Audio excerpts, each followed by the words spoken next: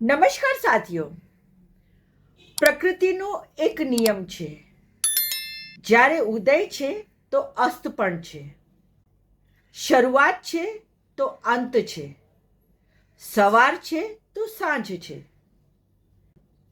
જન્મ છે તો મૃત્યુ છે. એવી જ રીતે પ્રકૃતિનો બીજો નિયમ છે ગુરુત્વાકર્ષણનો નિયમ.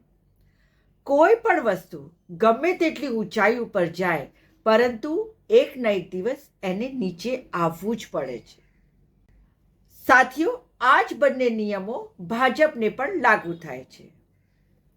ગુજરાતમાંથી ભાજપની 2 સીટો ઉપરથી શરૂઆત થઈ હતી. ત્યારબાદ ભાજપે 26 લોકસભાની સીટો સર કરી. પરંતુ હવે 2024માં ભાજપના અંતની શરૂઆત પણ ગુજરાતમાંથી થઈ ગઈ છે.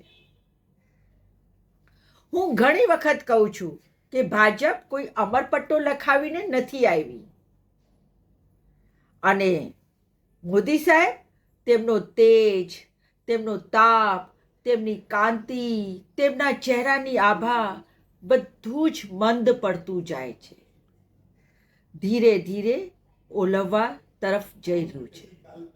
કહેવાય છે ને, દીવો જ્યારે ઓલવવાની તૈયારી કરતો હોય ને ત્યારે વધારે પ્રકાશ આપે છે.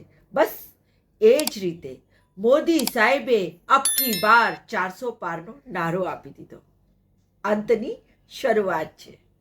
કડવું છે પણ સાચું છે.